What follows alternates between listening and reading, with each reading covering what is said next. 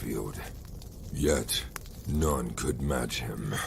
And so he wandered the earth, becoming lost in time and tide.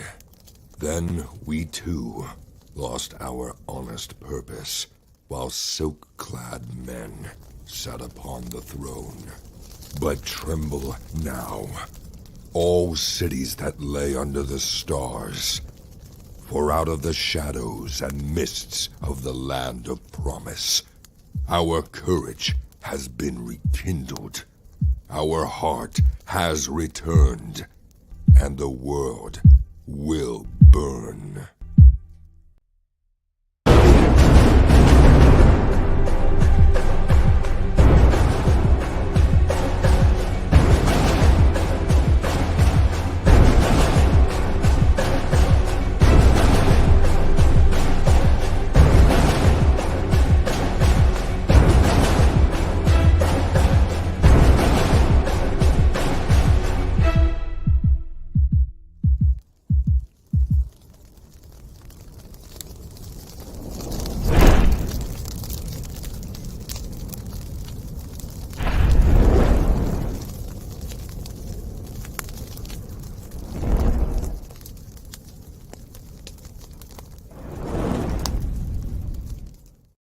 All right, how's everybody doing tonight? Let's see who we got in the chat. Michael is here, Pedro is here, Wizard and Sound Engraver are already here. Thank you very much, everybody, for showing up. I just decided that I would do a very quick live stream. We'll probably just hit an hour if we get an hour. I'm not entirely sure, because I want to show just some of the art that I've been working on, some of the old art, some of the new art for my Fourth Age comics, just because well, I want to interact with my chat, and I'll see if I keep up with the chat while I try and show some good art. I'll put myself in the corner here so that we can take a look at the beautiful picture of Cardinal there in the background. And I'm going to do a little bit different tonight. Usually I do a spiel for about 20 minutes or so, but I am going to, well, maybe just do a spiel about some of the beautiful art from Thomas Valiant, The Valiant Heroes, Crom the Destroyer, and Thomas Valiant #2. And I'm going to show, I think, some new stuff here tonight in case anybody wants to see something new. And I guess I should say that the link is in the description for the Valiant Heroes and for Crom the Destroyer. If you're someone new, you want to go over and check out my graphic novels. You can also order Thomas Valiant #1 from either of those sites if you order the primary book, which again is the Valiant Heroes and Crom the Destroyer. All right, let's see who is here in the chat. I said hello to Michael, Pedro, and Wizard, Sound Engraver. How's everybody doing? Elijah is here. Stress Level is here. Let's see. Oh, I keep on forgetting. Just to make sure, somebody shout out in the comments, tell you that you can hear me, please and thank you. That my mic is coming through loud and clear. I've been having some trouble with my mic, so if you give me a shout out in the comments, let me know that I am live and you can hear me. That'd be great. And I was going to show, just right off the bat, some new art from Crom the Destroyer. This is stuff that Nick Axe has been working on. I just wanted to just take a look at this piece right here. This is from one of the new pages. Thank you very much, Swordbreaker, for giving me a heads up that you can hear me. But here we have one of the new panels. This is not even a splash page. This is from Crom the Destroyer, where one of the major battles in the second chapter, because there is, oh, well, if you know my books, it's action. Usually I get 3 chapters, maybe 4 out of a book, depending on how long it is. They tend to run about 80 pages long, so I chop them up into about 3 chapters. And this is, every chapter is focused on one singular event of action. It has some low times, some high times. So this is the beginning of the high point for chapter 2, with your dragon in the left hand side and your demon in the right hand side. So that's I can't I cannot believe that I'm working with someone like Nick Axe with beautiful art like this. Let me show you a couple more pieces here. Some of these I've put up on my Twitter site, which again, the link for that I think is in the description as well. So some of them will look familiar if you know my Twitter site. Here's another one from Crom the Destroyer. Now, here's the thing about these backgrounds. I'll just let you know. I find it extremely difficult to put these up in the background. They're not the proper aspect ratio, and I can't look at the comments while I'm doing this. But anyways, this is another part from Crom the Destroyer Chapter 2, which is again Nick Axe art. Some and everyone, this is let's see here. Again, I'm working on two different screens at once here, so I apologize if I don't get to the comments right away like I thought I would. This of course is the demon woman that you can get the oversized card for. There's oversized cards for Crom the Destroyer. There's two of them available. They're the size of a comic book. People were saying that they wanted something from my campaigns where they didn't have a folded poster.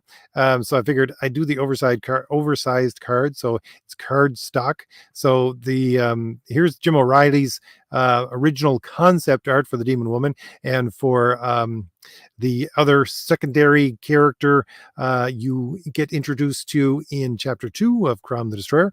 Jim, of course, is doing Chapter 1 for Crom the Destroyer. So these are the two different cards, oversized cards, again, the size of a normal comic book, which you can get from Crom the Destroyer. This is some of the first art that Jim gave me for Crom the Destroyer, and it just blew me away.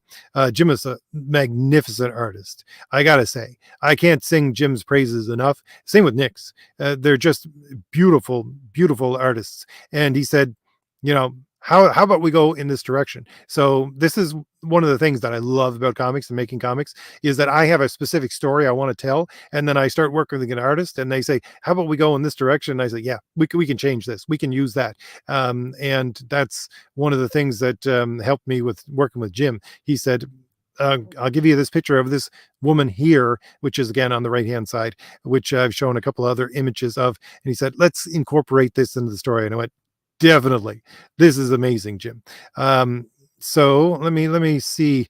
Well, I'll give you that one, which you've seen probably a number of times. Let's see, I got to upload a couple more here. Here's another beautiful piece from Nick Axe as well, from Chapter 2 of Crom the Destroyer. I don't know if, oh yes, this is a beautiful panel. I mean, again, this is why I'm offering an artist magazine-sized artist edition of Crom the Destroyer, which is going to be black and white. You can get that. You can either get it as a colored graphic novel or the artist oversized magazine, which is a normal magazine size for something like the Savage Sword of Conan. That's the size it will be. Anyways, but these pencils, these are just pencils from Nick Axe, by the way. This is his rough work. It's amazing. I gotta say, this is beautiful stuff we're working on. We're Crom the Destroyer. I'll show you a couple more. Let's see here. Let's see if I can show some new stuff here. There's a couple of pictures. Here's one that I wasn't able to get the aspect ratio correct to show it on Twitter. So this is brand new stuff. Oh, nope, can't get the aspect ratio to work here either. Darn it. I don't know. Maybe I have something wrong with a corrupted file on that one. Let's see if I can find something else then. I'll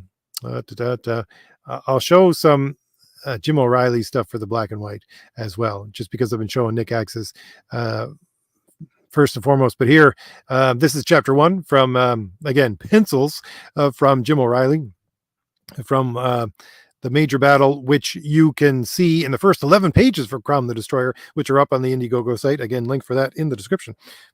So I've been showing you things, and I promised that I will be showing a few things that I have not shown anywhere else tonight, and I'll get to the comments. I apologize again for I thought I would be able to get the comments read and do this at the same time, but I want to post as much art as I can tonight, showing you Crom the Destroyer stuff. Here's another page from Crom the Destroyer from chapter 2. Again, this is Nick Axe. Beautiful, beautiful art. This is one of the slow paced times of chapter 2, which he's working on right now. Let me see. I'll get back to the comments here, see if I have anybody else new here. Robert is in the chat. The cartoons that made us. That's a great handle. It says beautiful. Thank you very much. Let's see. Greg is also in the chat. Greg says the Micro Moon is out tonight. Micro Moon. I don't know what a micro moon is. It's brighter and smaller than a dime. Oh, okay. Brighter and smaller than a dime. It's bright and smaller than a dime.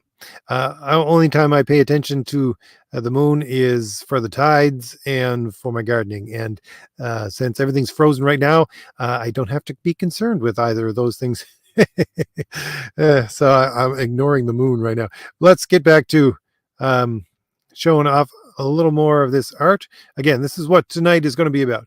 I'm going to just talk about some of the art. Well, for Crom the Destroyer, I'm not going to give you a whole lot of backstory because I don't want to ruin that story, but we'll go over some other art from some of the other books here. We'll show you some more black and white stuff.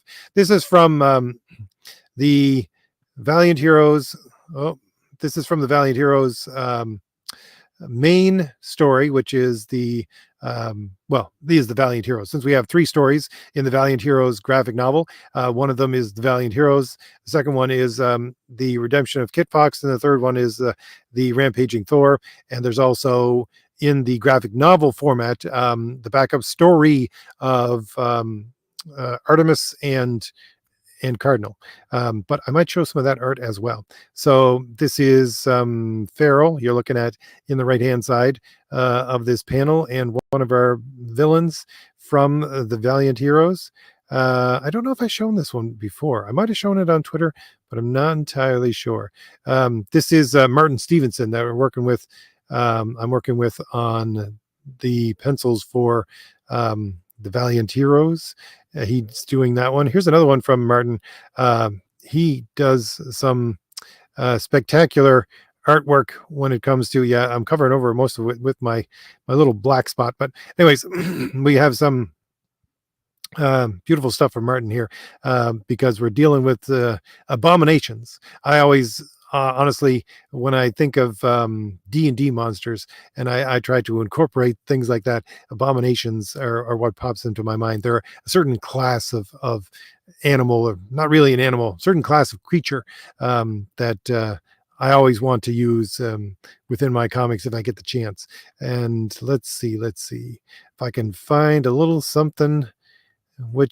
Okay, here's some colored panels from Martin Stevenson right here. Just give me a second. This is from, again, they're all from the same book, which is the Valiant Heroes, which you can get it as part of the 3-story, 1 backup graphic novel, or you can get it as a separate floppy itself, which is, I think, 28 pages. We've increased it to 28 pages for the book. This is Feral, one of my main characters, both for Thomas Valiant #1 and the Valiant Heroes.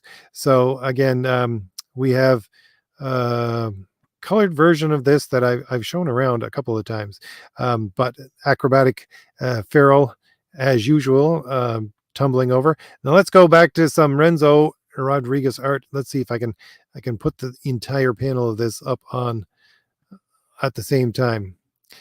This is one of the images I show a lot on my Twitter, just because this is my character. Oh, I like to use basically 30s and 40s starlets for my references that I give Renzo as a starting point for beautiful women in my comics.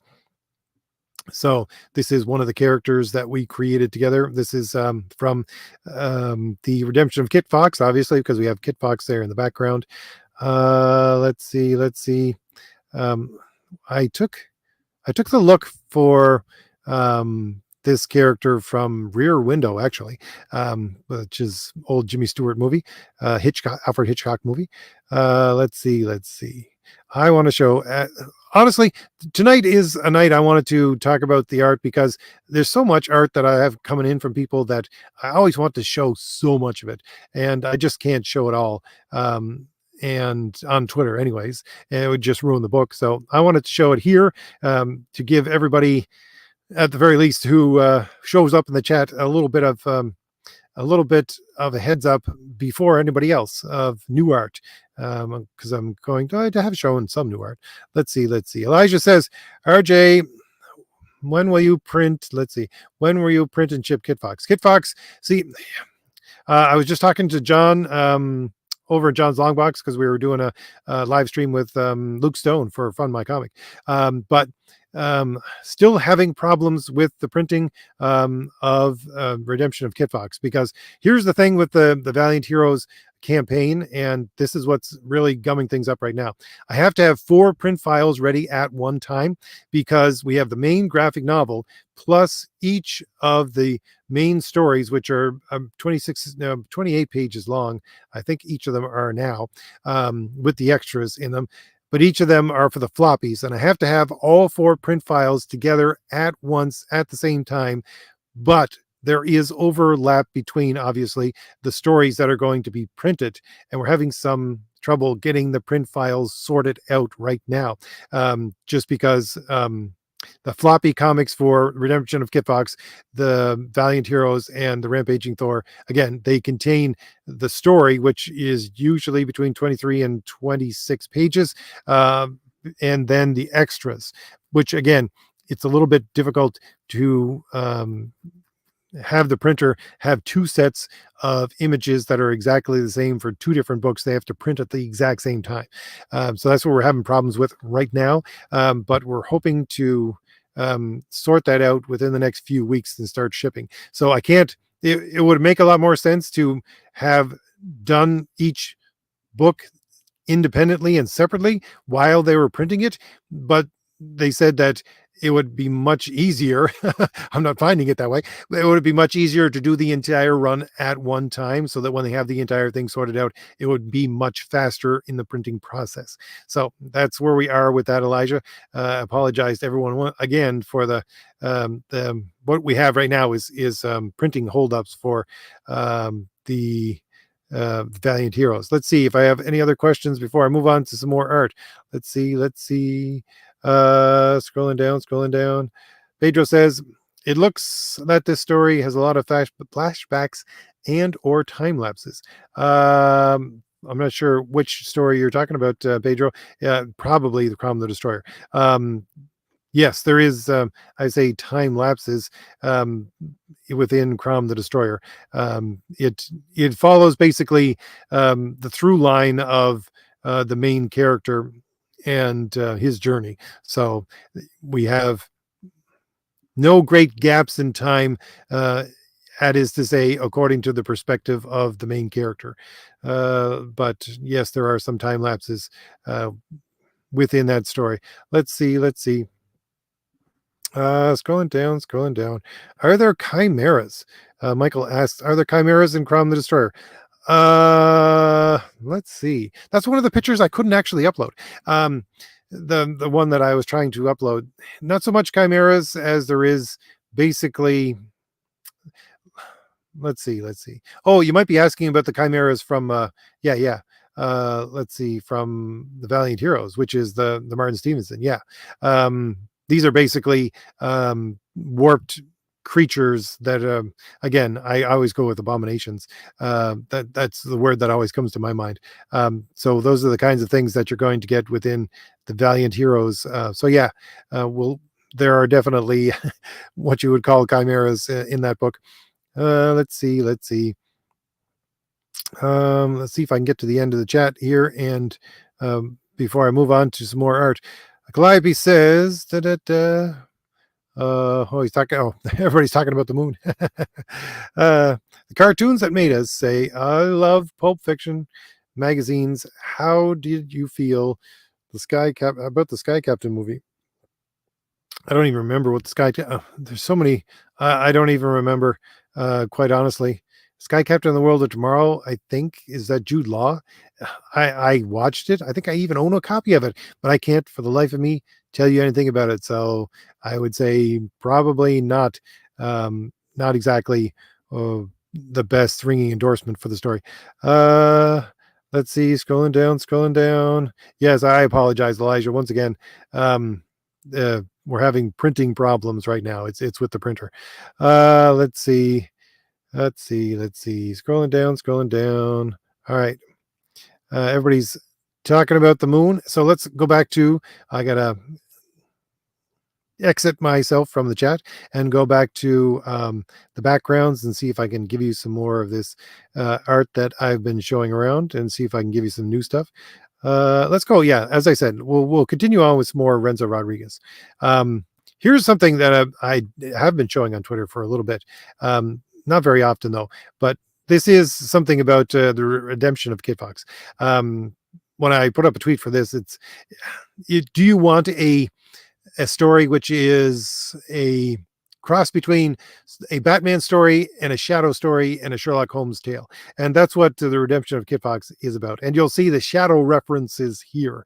You have an intricate connected network of people. You'll see it's the Silver Fox Company up here in the left hand side.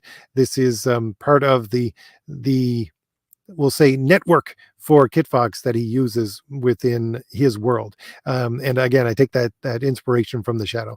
I think that was one of the great things about the Shadow. It was probably, if you read old Shadow books or listen to old Shadow radio plays and things like that, quite honestly, the Shadow sometimes makes very little to no appearance until the very end. Most of the story is about his Shadow network, and that's one of the things that I wanted to bring in. And Renzo did a beautiful job. He always does a beautiful job, just putting in backgrounds with funny things, because this is a pawn shop basically, and he's put in some comic book stuff there in the background. Renzo is always good with that. Let's see if I can show you some more beautiful Renzo Rodriguez stuff from the here's a good one from just basically Kit Fox himself. Just give me 1 second here. And again, I've shown this around a little bit. Here's a good picture of Kit Fox, which we get from the redemption of Kit Fox. And again, it's the mystery aspect of it. That's why I wanted to tell the story with this character. Renzo loves this character, by the way, and the other characters surrounding Kit Fox, because they're based on Batman and the Robins, with a twist, that's to be sure. We put our own twist on everything, but like I said, it's more of a combination of the Shadow than Batman in the way he operates. But yeah, Renzo loved this character, and he wanted to do this book. He said, please, can we redeem this character, because Kit Fox was shown to be a little bit on the gray side, if not on the villain side, within Thomas Valiant #1. So I said, yes, Renzo, we can do so. And that's what the redemption of Kit Fox is about. Again, beautiful art from Renzo Rodriguez right here, which is part of the redemption of Kit Fox, which you'll get with the Valiant Heroes Indiegogo campaign. Let's show a couple more, if I have a couple more from Renzo here that I'm able to put up. I don't know if I have anything else right now. Just taking a quick look. Although I will show some more Renzo art if I have a moment to show you some new stuff from Thomas Valiant #2, which is what Renzo is working on right now. But let's move on to something else. Let's see if I have anything. I could show some more Common Destroyer, but I want to show a little bit of, if I have. Let's see here. I think this is more Martin Stevenson. Yes, this is more Martin Stevenson stuff right here from the Valiant Heroes. Of course, that's Farrell, one of the main characters from Thomas Valiant. But I was hoping, you see, it's difficult to navigate the site to put in new stuff. If I went to the Indiegogo site, I could show you a whole bunch, but everybody's already seen all that stuff. So I wanted to try and give you some new art. Let's see here. Just give me 1 second. I am trying to, oh, here we go. I wanted to show some from the Rampaging Thor, which is the book. This one's not going to come in very well, but this is Mike Gustovich's art. This is spectacular art done by Mike Gustovich, but I am not showing a very good picture of it right here, and I'm going to see if I can show you something else. Let's see. This is his version, well, our version of Thor, from the very beginning of the Rampaging Thor. It has, yes, if someone has asked in the comments, because they've asked before, the Rampaging Thor is based upon the Thor character much more from mythology than from anything you're going to get within mainstream, we'll say, pulp fiction or comics right now. Here's a really good background. Again, Mike, which is Mike Gustovich, is a professional, to say the least. He was drawing for Marvel and DC back in the early 1980s. So the fact that he can do spectacular backgrounds, this is just a background. I couldn't believe. I was like, give me a establishing shot of the town, and this is what he comes up with as one of the side panels. So anyway, I'm just geeking out over the art that I myself have been ordering from these people and that are in some of these books. Because honestly, I want to show this stuff all the time as much as possible. So that's part of what this stream is about. Here, oh, just one second. I want to show again. I'm just running across these and in my files and trying to pull them up as quickly as possible. Here's another picture from the Valiant Heroes, done by Martin Stevenson. Very much, I love when he basically channels Alan Davis, and this is what he's doing with this picture here, from one of the villains from the Rampage, or sorry, from the Valiant Heroes. Let's see. I'll put up a better background in the background and see if I can get back to the chat. Answer any questions here. So scrolling down through my own stuff here. Let's see. I'll put up some Crom the Destroyer in the background. Some beautiful art from Crom the Destroyer. Just for a moment. Here we go. Here's one of the parts of one of the posters that's available with Crom the Destroyer. Okay, I'll go back to the comments and see what we got going here. If everybody's still talking about the moon. Let's see. Who else we got in the chat here? Calliope is here. Greg is here. Robert is here. Stress level. Let's see. The cartoons that made us says that background is amazing. I know. That Mike Gustovich stuff is amazing. I'm going to see if I can pull up some. Again, it's a formatting issue to pull up the entire page. It's not going to show it on the background here for. And I'm not the best at navigating this site. I'll say that right off the bat. But this is why I don't put up full pages, because it basically won't show it because of the aspect ratio. Anyways, let's see. Oh, I got a $2 super chat from Sound Engraver. Thank you very much, Sound Engraver. I always give Sound Engraver a shout out saying you should go over to her channel. She does a lot of what I do on my channel, just analysis of pop culture. She has a very unique take on it. So go over and give Sound Engraver a subscription to her channel if you're interested in the kind of things that I usually do. She does them as well. Again, let's see. Scrolling down a little bit here. Let's see. LA7 says, I really enjoy your videos and find informational and inspiring for the comics that I am currently working on. That's great to hear. Thank you very much. I just basically try and speak my piece for the week. So Calliope says, I love that RJ never had trouble pronouncing Calliope, but he is a fan of Greek mythology. She is one of the best muses. Let's see. One of the best muses? I can't remember. Who the heck is the muse of history? I can't remember off the top of my head. Anyways, let's get back to some of the art here. Oh, yes. This is one of the characters, by the way. We're looking at the background. Oh, this is, as I said, part of one of the posters that you can get with Crom the Destroyer. This is from Morning Light, which is the story, the print story, that comes with illustrations. There's 2 illustrations that come with the print story, Morning Light, which you can get either separately or part of the Crom the Destroyer Indiegogo site, which is my print story for Crom the Destroyer. It's separate to some extent from the main story. That is to say, it's a basically a little side quest, but which it doesn't have anything to do with the main story, but it happens during the main story. So that's what Morning Light is about. So we have 2 illustrations that go along with that. This is part of one of them. So, and I also, by the way, just for anyone who's ordered Crom the Destroyer, yes, I know that one is late as well, but I've been adding things to it because the reason why it is late, we were planning to get three artists working on each of the chapters at the same time, and we just couldn't get a third artist to do chapter 3 that was at the same level as Nick Axe and Jim O'Reilly. So Nick Axe is doing chapter 3 as well as chapter 2, so we have to obviously take more time because he needs to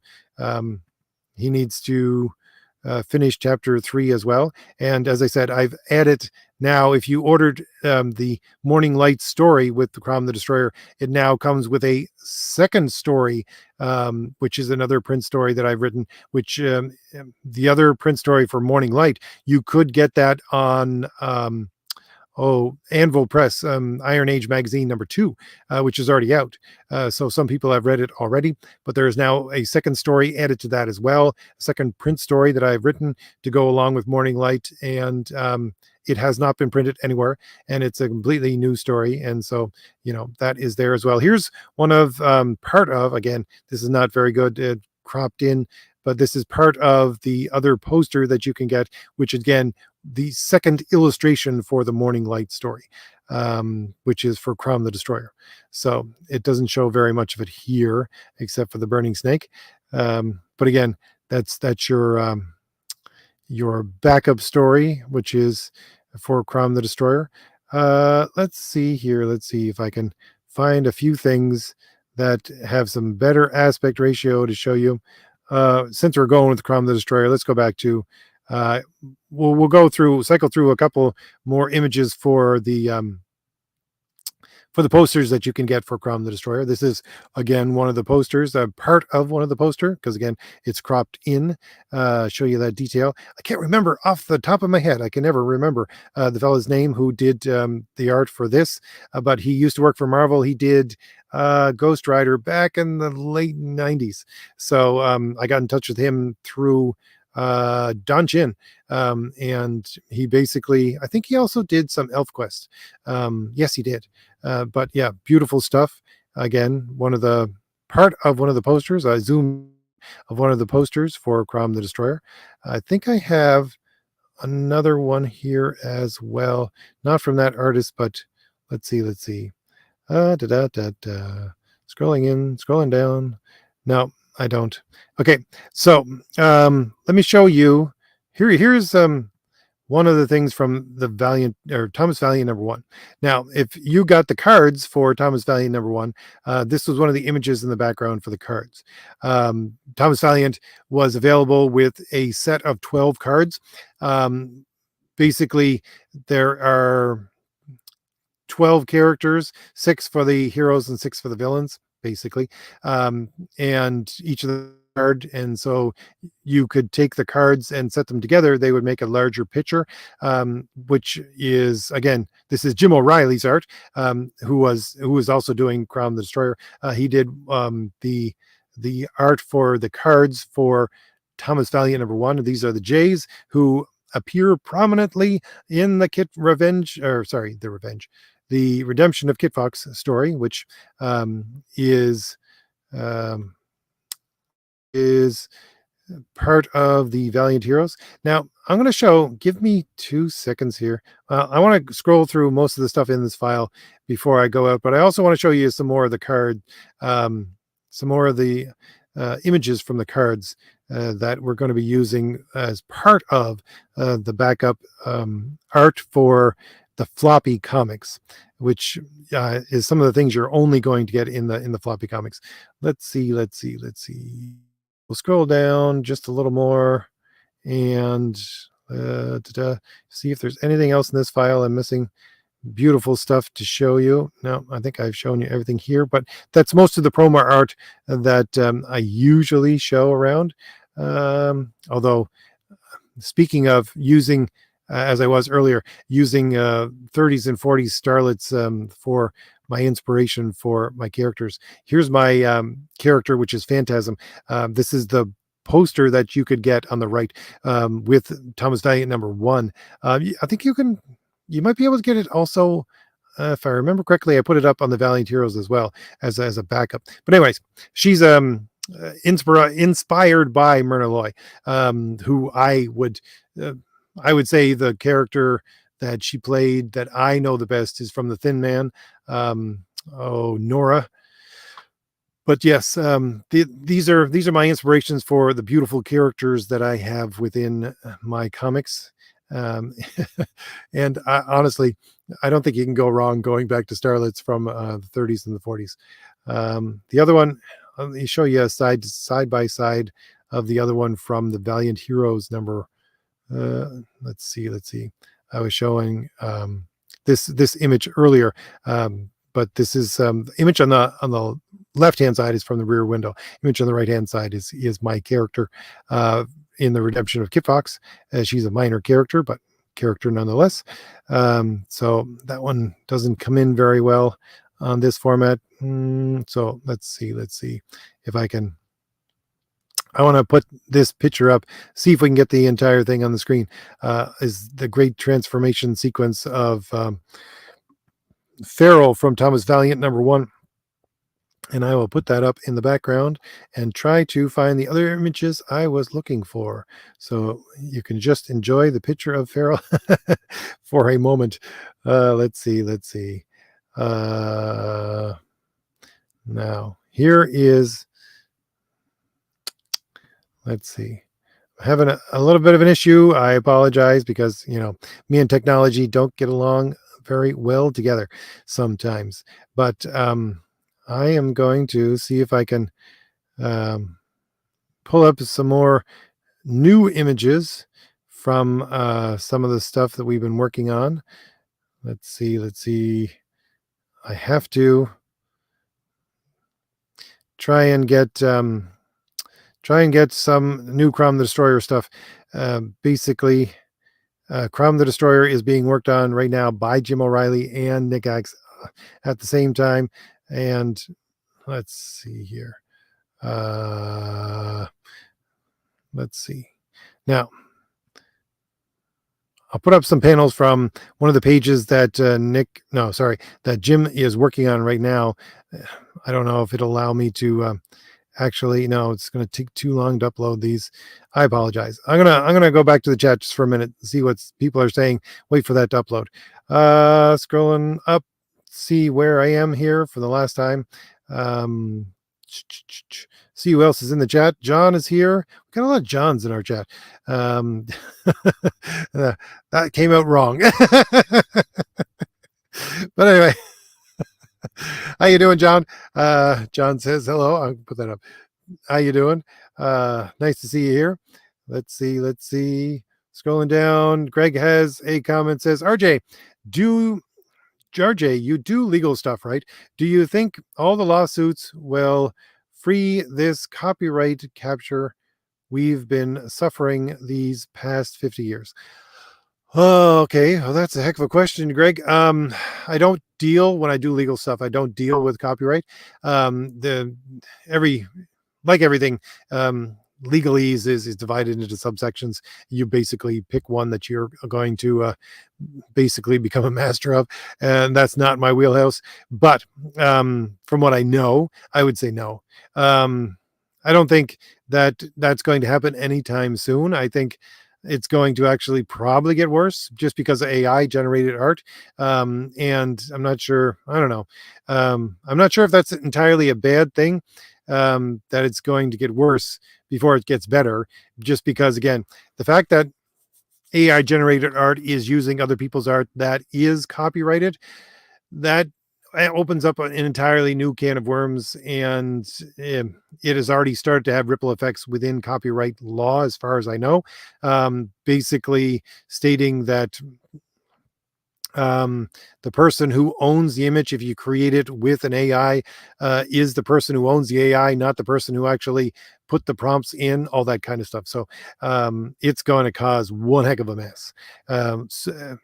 AI is getting so advanced right now, especially its image generating, that it's going to make copyright, well, a mess is putting it mildly, if you ask me. That's my take on that one, John, or Greg. Sorry. Let's see. Scrolling down. I'm going to leave Farrell up in the background for a few more minutes while I take a look at the chat here. Robert says the shading almost looks like charcoal. Yeah, that's one of the things about Mike Gustavich's art. He does everything by hand. He uses pencil and paper for his pencils, like real pencils and paper, and then he uses brush and ink for his inks as well. So yeah, he does everything old school, which gives it a beautiful feel. Let's see. Scrolling down. John says Don Chin and his wife Laura are great. I completely agree. Don gave me such help. And oh, by the way, just give John Chin a shout out in the comments as well. Don Chin, the creator of what is it? Well, he's done a lot of books. But the Radioactive Hamsters, I can't remember the full title of the Radioactive Hamsters. Anyways, Don Chin, who's been doing indie comics for at least 30 years now, he's also going to be, well, he has written the backup story for Thomas Valiant #2. So Mike Gustovich is going to be doing, I think, the pencils for that backup story, which is 22 pages. So it's not a short backup story. It's written by Don Chin because I wanted something with a bit of a lighter tone for the backup story for Thomas Valiant #2. So you'll be seeing some stuff, some more collaboration between Don and I coming out in the future. Let's see. Scrolling down. Zach Dan, how you doing? Zach Dan is in the comments, says love the cards. Yes. If you're talking about the cards from Thomas Valiant #1, I'm going to try and put up some more of those in the background if I have the chance. I think I only have large files, though. It takes so long for them to upload. Let's see. LA7 says, I love this art. Very classic in design. That's what we go for. That's what I want from my art. That's where Renzo came from. Because I said, I put a shout out on my channel saying I need an artist to do X, Y, and Z and basically have classical looking art. And Renzo said, hey, you want to work with me? And I said, yes, I want to work with you. Let's see. Scrolling down. Elijah says he's been watching Citizen Kane.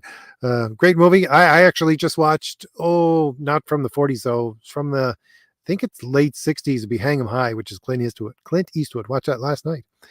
Fairly good movie, but I never realized that I think it was meant to be a movie that was supposed to generate a television series off of it. That's what it looks like when I rewatch the thing. Let's see. Scrolling down. Cartoon that made us says yes, the file cards were a brilliant idea. Thank you very much. If you'll notice, if you I'll see if I can, let me see here. I'll take that off the screen and see if I have one of the cards up in the background, see if it no, it doesn't. We'll put on some, here's a couple of more panels from Jim O'Reilly from Crom the Destroyer. Again, just look at the detail on those pencils. This is just a snippet from one page. This is amazing. This is amazing work you're going to get from these books. And I try my best to make sure that the stories match the art, that is to say in quality. But anyway, I'm going to see if I can show you some of the cards that we're talking about in the background. While you're looking at this beautiful Jim O'Reilly art, I'll see if I can track that down. Excuse me. Just because I have to go through an old print file for the Valiant or Thomas Valiant #1 in order to find the templates I have for these cards. So just 1 second here. But yes, the card was it was one of the things that I wanted to do something unique for. Let's see, unique for the campaign, and I figured that cards was one of the things that very few people had done as a pack. Now you had people offering cards that were separate things that might be as a you get a card with it, but no one was doing cards as a pack of cards. So let's see here. Here's one of the characters, which is Rage from Thomas Valiant #1. So you don't get to see the entire thing here, but this is what the back of the cards looks like. I showed you an image from the front of the cards a little while ago, which is Jim O'Reilly. Most of the back of the cards are not all of it, but most of it is from Renzo Rodriguez. So let's see. We'll put in. Let me put up Thomas Valiant in the background again. If it uploads fast enough, there we go. Here's the Thomas Valiant one. Now, what I wanted to talk about from the comment was love the cards and the file format. The thing is that if you'll notice in the top left-hand corner, these are Major Mystery file number 22. Major Mystery is a character, Major Mystery. He's an actual character. He's connected to Thomas Valiant and his backstory. But you'll be seeing a little bit more of Major Mystery in Thomas Valiant #2. So Major Mystery has files on as many superheroes as he possibly can. And so you'll notice that each one of these files has a number. And if you got the cards, the 12 cards with Thomas Valiant #1, you'll notice that the numbers don't go in sequence. They jump all over the place. Why? Because I want to add files and cards all the time with the Valiant Heroes and Thomas Valiant campaigns. So if you ordered the floppies for, let's say, the Redemption of Kit Fox, you're going to get a version of this in the last pages. It's not a card, but a basically version of this for Cardinal. And in the Rampaging Thor floppy has one for Thor. We will eventually be printing those as cards. And again, this is one of the things as we add characters and flesh out the backstories for these characters in this world, we're going to get more and more cards. And right now, like I said, we have 12 cards printed and available. Not available right now. I don't know. I can't remember. Quite honestly, I cannot remember if they're available on the Valiant Heroes as a backup, as something you can get secondarily. Here's the card for disc. The back of the card again, see Major Mystery file number 212. So again, they don't go in sequence. That's deliberate, so we can add more and more of these as time goes on. So these are some of the things you're going to get as backup pictures within the floppy comics for the Valiant Heroes. Why? Because printing occurs in sections of 4. So you go 24 pages, 28 pages, and that's all you can do. And most of the stories are somewhere between 23 and 25 pages long. So we have extra stuff. You'll excuse me for just one moment.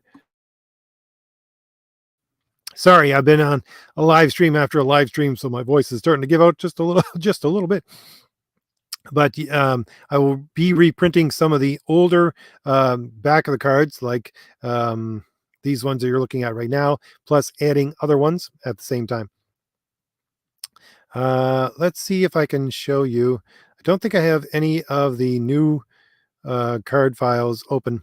I'll show you some of the fronts of these if you've never seen the cards before. And most people haven't. Only those people who have ordered the cards have seen the art front and back for the cards for Thomas Valiant #1.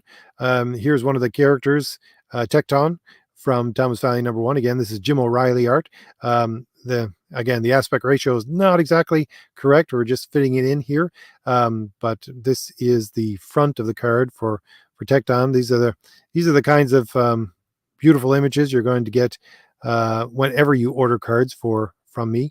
And let's do the Kit Fox one, because we're talking about Redemption of Kit Fox as well. Kit Fox is one of the cards that you could get. There he is right there. A little more menacing than Renzo draws him. Jim does a great job, though. These are very, again, what Jim did was did a large poster, and then we took out sections of the poster to put the front of the cards together so that if you have the cards, you can put them together and basically see the major portion of what the poster is itself. Although I may be offering the poster sometime later on as a separate tier.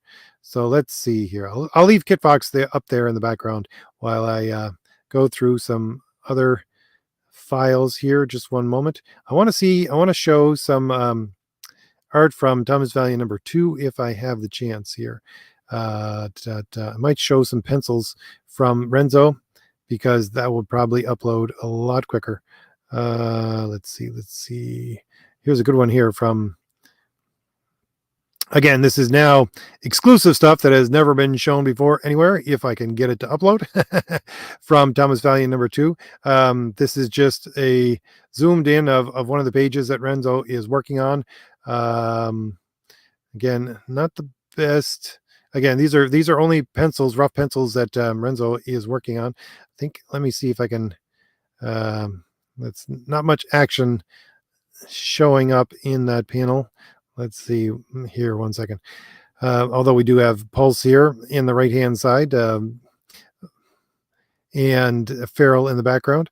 Let's see here. Here's a better one. We have, again, this is new stuff from Renzo. He's working on Thomas Valiant #2. We have Cardinal. Again, Cardinal is one of the characters that appears within the Valiant Heroes #1. I'll put up a background of Cardinal, which was the original art for this. There she is. That's Cardinal, and you can get that as a poster. But Renzo, as I said, is also working on Thomas Valiant #1, where she does play a part in the story. So here she is in there. We haven't, these are pencils only. He hasn't even inked them as of yet. Let's see. I'll leave that up in the background so you get to see some brand new art from Renzo Rodriguez. And let's see if I can get back to where I was in the comments. Scrolling down. Robert says, I had a job in Hollywood digitally scanning old actor contracts. I held in my hands one of Marilyn Monroe's contracts. That's really cool. It was so fragile. I was afraid the scanner would eat it. Yeah, I've worked with a lot of documents, like we'll say really old documents in my time. It was part of what I did I was basically researching history projects for areas a long time ago, before I got into the legal part of what I actually started to do for most of my working career. But yeah, some of them are just falling apart. I know exactly what you're referring to, Robert. But to have contracts from Hollywood, that's amazing. Scrolling down. See if I have any other comments. Let's see. John says, got to represent. Yeah. All right, let's see. Zach Tan says, it's part of her powers because reasons. I think that comment was not for me. So Calliope says, let's see. I think if you look closely, at least the bra is there. It blends in real well with her blue fur, with her buff fur. Yeah, I think you're talking about Farrell. That's one of the things, quite honestly, if you're talking about the transformation of Farrell. Let me see. I'll put that up in the background again. But that's one of the things that everybody who listens to my channel knows how much I love logic and how much I love, storytelling and how it actually makes sense. One of the things that I don't care if it makes sense or not, I quite honestly, because it's just something that we used to have in comics and you didn't have to have it make sense, was the fact that people could transform and they had basically they had a uniform on underneath what they looked like when they were transformed, and it's just a comic book thing, if you ask me. So that's where we went with Farrell. Let's see. I'm going to put that picture up from Thomas Valiant number 2 just for a little bit longer here, since I finally got it to upload. We go back to the comments and see what we have to say. Scrolling down. Da-da-da. Let's see. Elijah says, "Wow, the Beast Girl in between form is nice looking." You want to see the Beast Girl in between form? I'll see. We get a little bit of that from the Valiant Heroes. I think I've shown this picture around. Yes, I have a little bit on my Twitter. I'm not sure if it'll come in completely here because, again, aspect ratio doesn't work. I don't have it completely set for the aspect ratio it has here, but this is one of the pictures of Farrell that you'll get within Thomas Valiant. No, sorry, the Valiant Heroes #1. Again, this is Martin Stevenson. So on the left-hand side, you can see her half transformed. So yes, if you want more of the half transformed Farrell, you're going to get a little bit of that within the Valiant Heroes. Let's see. Scrolling down. Scrolling down. Where was I now? For the life of me, I can't figure out where I was in the chat. Oh, here we are. Stress Level says, "I always thought that people who put in prompts don't own anything." Yeah, that's basically what copyright law looks like it's going to head in that direction. Let's see. Calliope says, "I respect Don Chin even more. I grew up loving ElfQuest. I even read the novels." ElfQuest, yeah, Don actually connected me with a couple of artists from ElfQuest, because we were originally going to do ElfQuest with one of those artists who did ElfQuest, but we didn't end up going in that direction. If I remember correctly, the artist basically just couldn't meet the schedule. So although I thank Don profusely for making those connections for me. Let's see. Scrolling down. The cartoon. We'll just call you the cartoon. The cartoon says, "Hope the wokesters don't come after you because you're race swapping and species swapping." Yeah, with the chimeras. Yeah. Yeah. Don't much care. They can come after me all they want. Let's see. Scrolling down. Scrolling down. Yes. Here's a good comment from Elijah. Elijah says, "Rage is like a Green Lantern villain with similar powers." Yes, indeed. There is, I'll put up Rage in the background just since we're talking about Rage, but one of the characters from Thomas Valiant #1. And yes, Elijah is completely correct when he says, basically, one of the backup characters from the old Green Lantern series.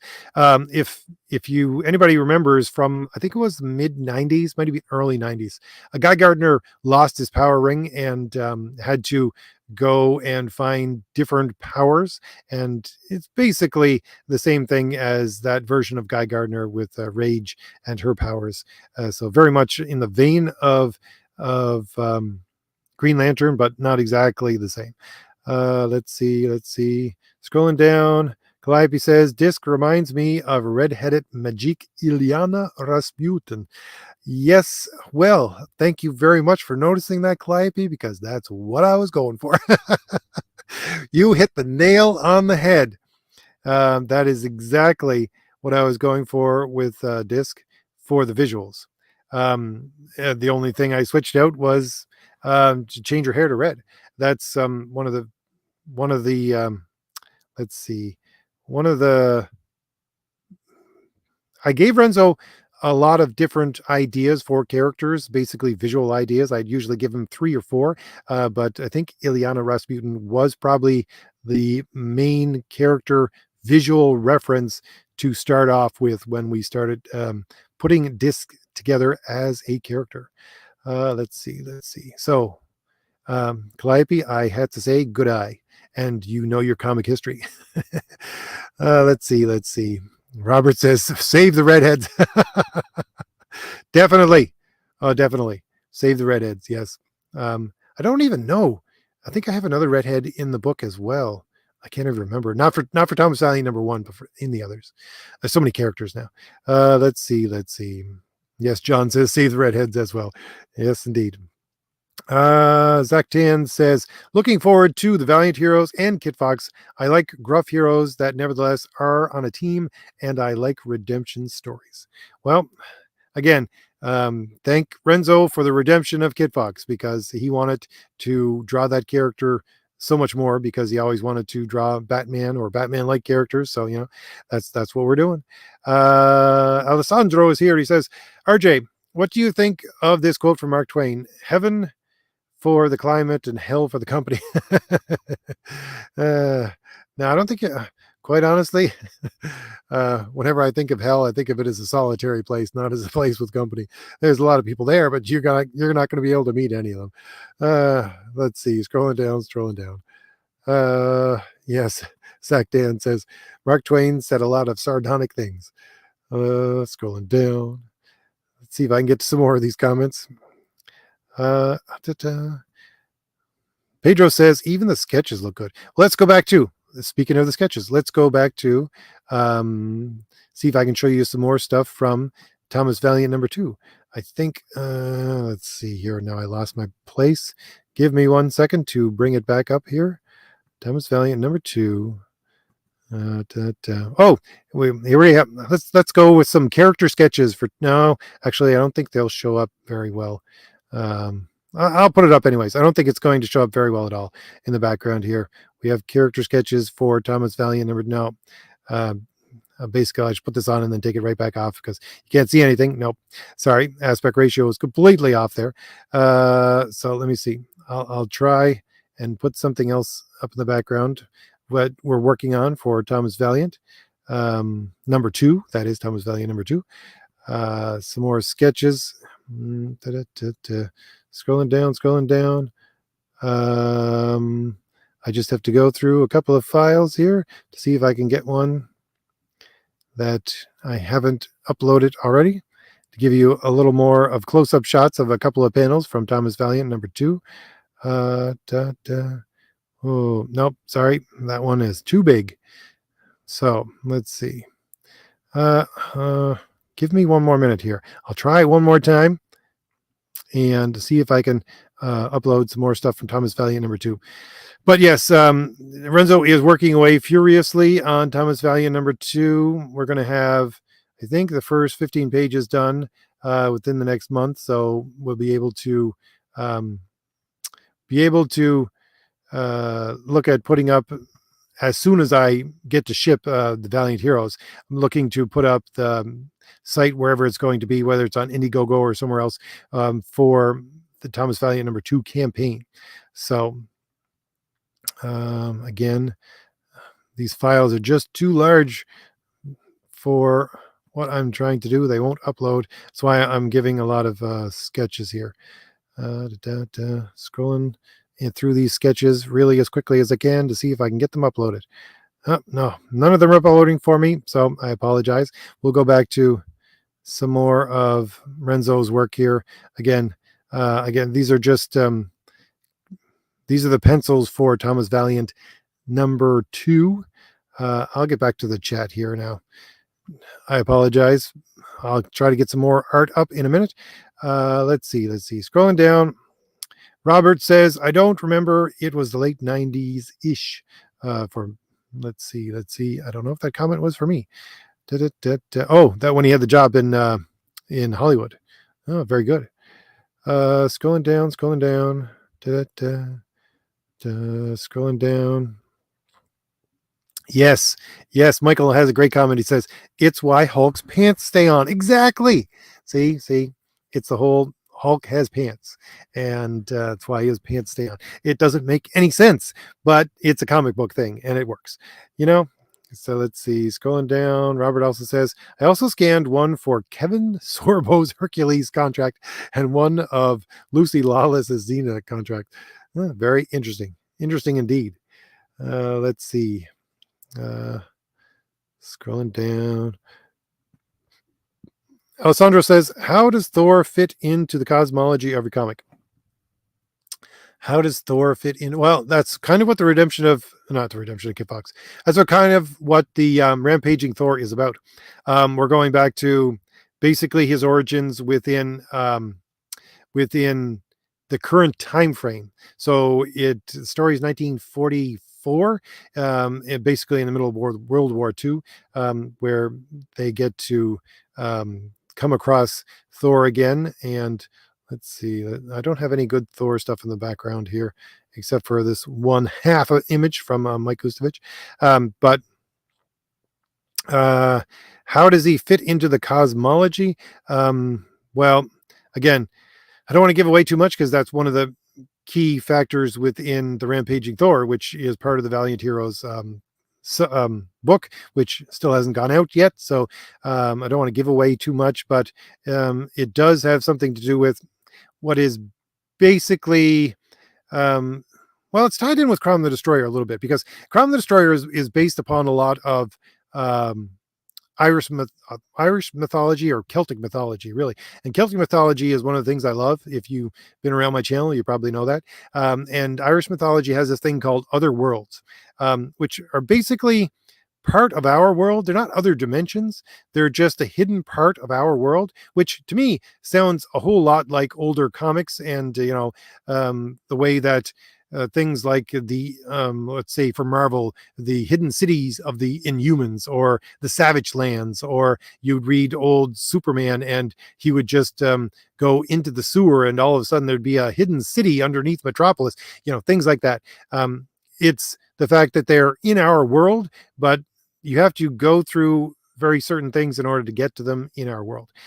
So that's part of Irish mythology, other worlds of that kind. And that's the kind of Irish mythology I'm drawn on for Crom the Destroyer. And it does feed into both Thomas Valiant and the Rampaging Thor. Because again, you have characters like the Rampaging Thor who get stuck in another world, which technically is part of our world, but no one can get to it. So these are the kinds of things, that's how they fit in cosmologically. So basically you have a world that always had superheroes. Some of them just weren't seen as superheroes because that's just a modern way of discussing them. So if you had a superhero back in old Viking times, what would it be called? It would be called a god, right? So that's part of the cosmology, Alessandro, if that helps any. Let's see. Scrolling down. Samuel says, how you doing, Samuel?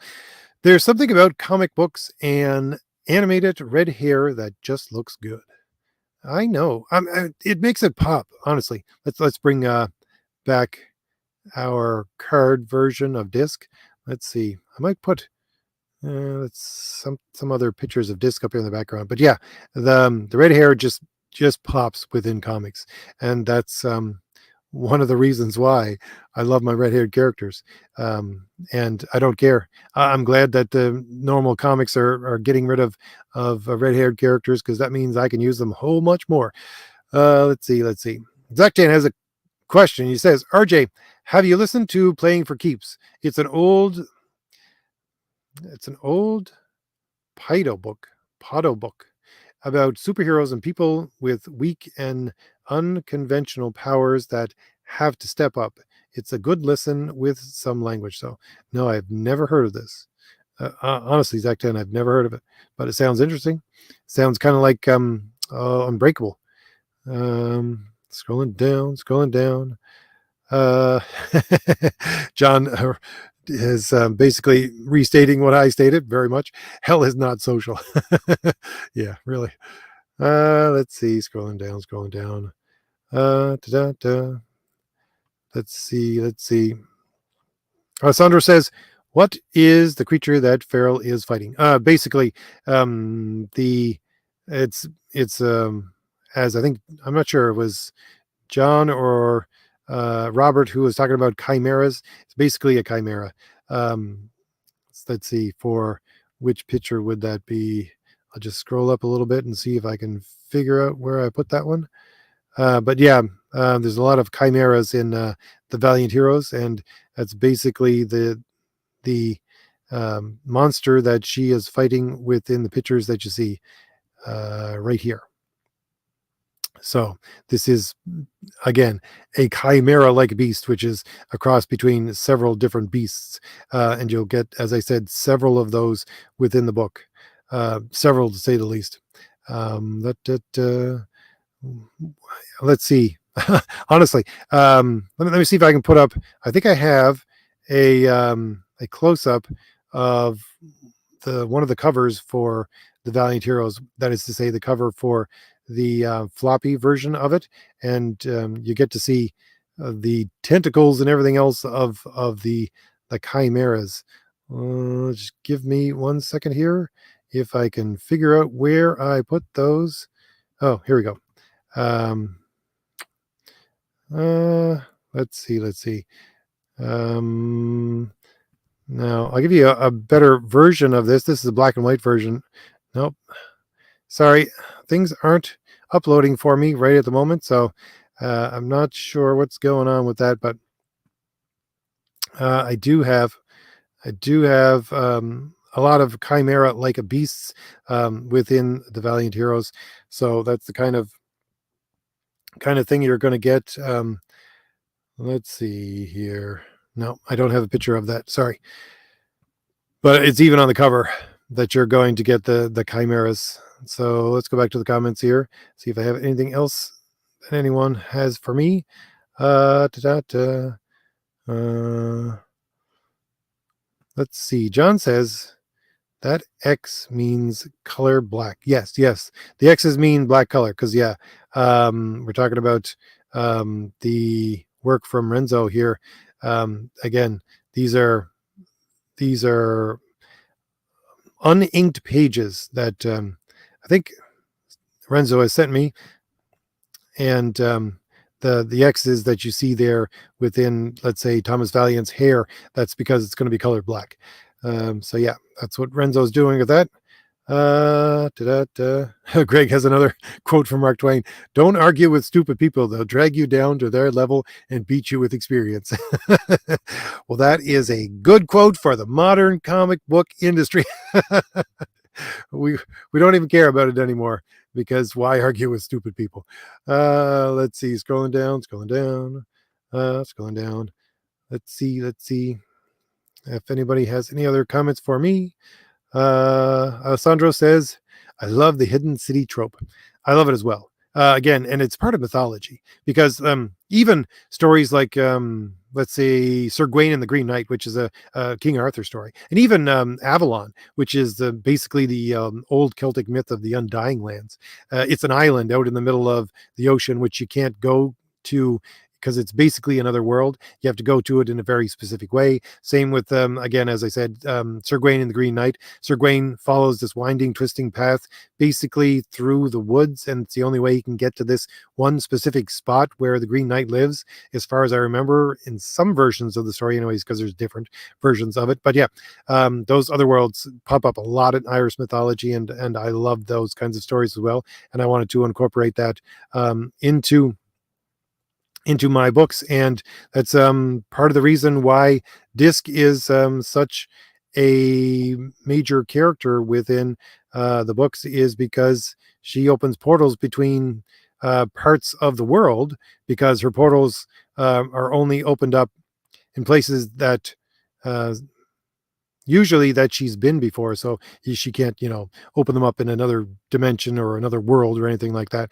But they start to intersect with portals for other worlds, and that's part of what the story moving forward is in both Valiant Heroes and Thomas Valiant #2. So a little bit of a spoiler there, but I don't think it's a very light spoiler, very light bit of the story for both of those books.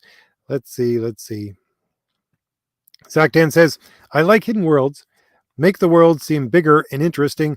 It's essentially true that you don't really know a place until you visit it. Yep. I think the world is a giant place. Most people don't think of it that way, but it still is. There's so much of it that hasn't been explored, and even now, even in our world. So, use that to your advantage. Zach Tan says, is there a Hulk-inspired character? Yes, Rampaging Thor is a Hulk-inspired character in so much as that as a character, he basically has a Jekyll and Hyde. He's tied to a human being, and that human being is the good guy, and the Rampaging Thor obviously is on a rampage whenever he comes out. So he's the Hulk-like character. That's why I called it the Rampaging Thor, basically playing off of the Rampaging Hulk, which was a Hulk magazine put out by Marvel in the 70s. Let's see. Scrolling down. Zach Tan says, discs. I don't know. Let's see. Arch. Nope. Can't do that. I don't know what you're trying to say, Zach Dan. Arch enemy. Could be. Let's see. I don't have. I don't want to get too much into the arch enemy of Disc. That'll ruin some of the story. Let's see. Scrolling down, I think I got to the end of the chat. Let's see. Yes. Oh, Robert says fairy mounds example. Yes, fairy mounds. They're even. What is it? Even in Robin Hood, you get things like there's a character called Hob, and he lives in a fairy mound, basically, things like that. Yeah, I love those kinds of stories. Let's see. Samuel says there's one new show, the Daily Wire Kids program side Bent Key, that's for kids older than 8. It's called Ruins. A young William the Conqueror is in hiding from an evil queen whilst encountering Norse mythological creatures. Okay, that's interesting. I don't particularly follow that, so that's interesting to note. One of the things about Norse mythology that I think most people really tend to bend it to their own will in telling stories nowadays, just because the actual original material for the Norse mythology is so dense and hard to get through. You just basically can't retell most of it in the format that it is from the originals. Let's see. Calliope says, I love dream-like worlds like ElfQuest and Amnest Princess of Gemworld, which is 1983 to 1984. The worlds can be enthralling. Comics can be magical and beautiful. Yeah, that's what we want to make comics, magical and beautiful. Let's see.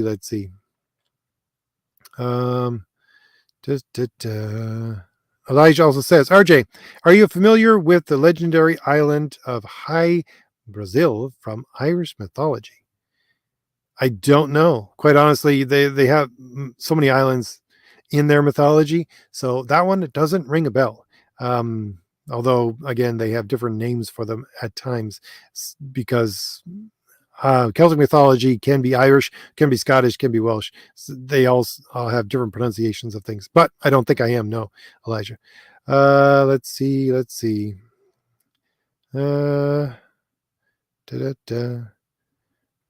Scrolling down. Greg says, hopefully I'm not missing anybody's comments. When I made up my world for AD&D, I put in pocket planes. If you got caught in one, you might be fighting a demon. Yeah, that's a good idea. I never thought of it, but that way, I try to get out of the mindset of it's a different dimension. I don't want to think of it as a different dimension, although that's a good way to put it, Greg, for a D&D campaign. But yeah, I want it to be part of our world, just a hidden part of our world. All right, let's see. It's how long have we been streaming? Over an hour. I didn't even notice. Holy Moses. Let's see. I want to see if I can pull up anything else here, because nothing is uploading for me right at the moment. I'm trying to upload some files to show you some newer stuff from my campaigns, but it's just not happening right now. So I want to try one more time. Let's see if I can put up some more Thomas Valiant number 2.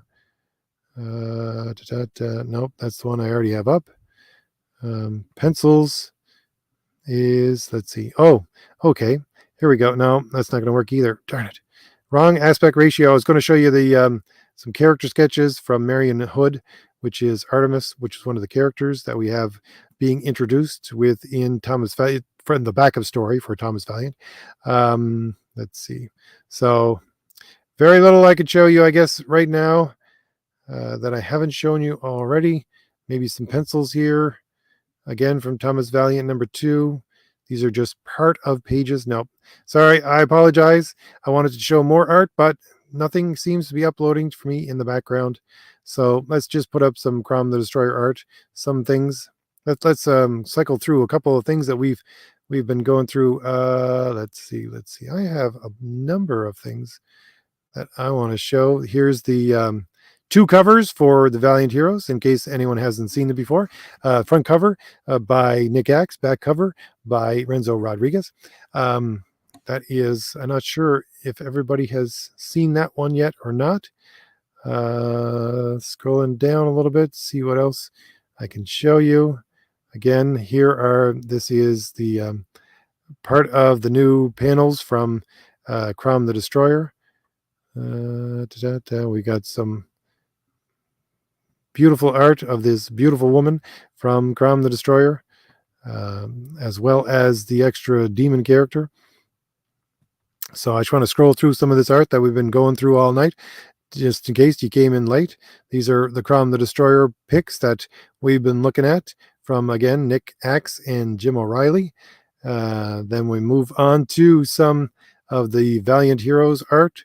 Again, very much Irish mythology inspired for the Valiant Heroes, with the chimera-like beasts that we have within this. Art is by Martin Stevenson for this part of the book. Then we have the Redemption of Kit Fox with Renzo Rodriguez and his beautiful rendition of the Shadow / Batman / Sherlock Holmes character, which is Kit Fox.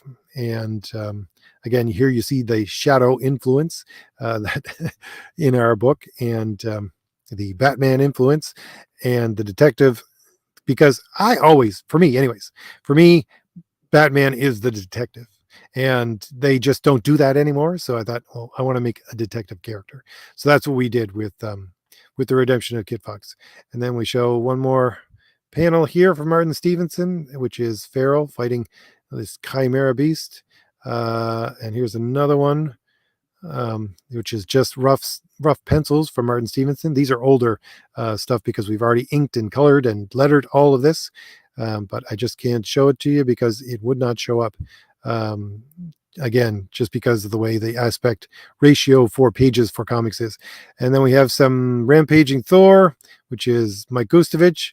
There is the big bearded Thor at the first of the book, and one of the backgrounds he has for the town in which the story is partially set.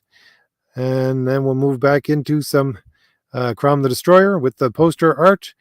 Let's see, scroll through the poster art for you. Some of the beautiful stuff that we have available for Crom the Destroyer. Links for all of these campaigns are in the description. And then I went and show some, this is actually the front of the card for the Jays, which is, again, some of the characters that you're going to find in the Redemption of Kit Fox. And these are the cards from the Valiant Heroes, but you'll also see some of them reprinted in the back of the floppies for these are the cards which were available with Thomas Valiant number 1, but you will find some of this material, that the relevant stuff, reprinted within the back of the sections of the floppies for the Valiant Heroes if you order them as floppies, because you get something different if you order the graphic novel or the floppies. You can order the graphic novel and you'll get the 3 main stories plus a backup story, which you can only get within the graphic novel. And if you order the floppies, which you get the 3 main stories but not the backup story, you get some extras in the back pages of the book in order to fill up the page count, some of it new, some of it old. So again, I like this picture of Kit Fox, which might be making it into the book as well. Let's see. I want to scroll through a couple of older things from uh, Thomas Valiant #1 and from the Valiant Heroes. And here's Farrell again from Thomas Valiant #1, and just showing the last of the art, that beautiful page by Jim O'Reilly. I think I'll leave that up as the background right now.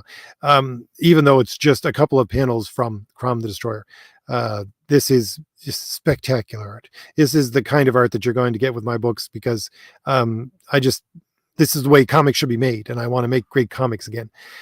So hopefully, some of you have found this stream, my rambling stream about my beautiful books, because of the beautiful artists that I have, interesting, and got to see some new art that we're working on. Hopefully I'll have a better structured video for you in 2 weeks when we come back. Next week, I'm not entirely sure who we have on for Comic Book Team Up, but it will be here next Wednesday night, me and John. 2 weeks after that, I'll have another Make Comics Great Again stream that's going to be here. I've been finding it very difficult to do a proper, we'll say, I don't script out my videos, but usually I just think about them in my head enough so that I can ramble on for 20 minutes about a topic, but I haven't been able to do that, just trying desperately to get the Valiant Heroes printed. So that's what we're doing right now. So I'm going to go through the last of the chat and see if there's anything else that anyone wanted to see, ask me. Samuel says, do you have any advice for those writing historical fiction? Any advice for those writing historical fiction? I don't know, quite honestly. It depends on how much, if it's historical fiction, that you want to make it as real to this world as possible. I would say that the best advice right now is to go with actual history, because you're not going to get that in the mainstream. So that would be the best advice right now.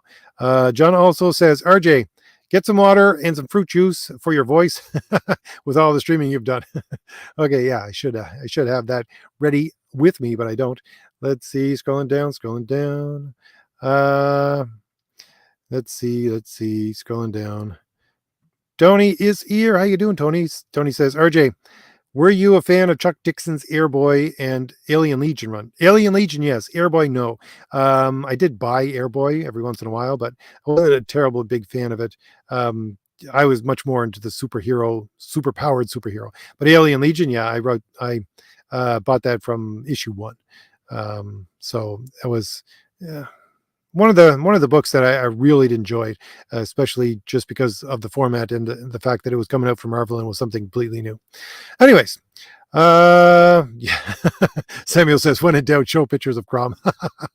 Yeah, I think that should be my tagline. Anyways, thank you everybody for showing up for tonight. I'm going to show you a little bit more of Crom the Destroyer art in the background as I let you go, because I'll put the short 45-second trailer up for Crom the Destroyer as I leave. I want to say thank you once again to everybody. And for anybody who's new, if you want to see where this art all comes from, click on those links in the description, and you'll go to the Indiegogo sites, and you'll be able to order them either from the books or the posters that I have available. Anyways, I want to thank everyone once again for showing up, and I'll see you all later, either on Saturday or next week. Bye. No matter how many wars you fight, no matter how much blood you shed, no matter how much rage you loose, no matter how many demons you face, no matter how many companions you lose, no matter if our kingdom falls, I know that you will return to me in honor.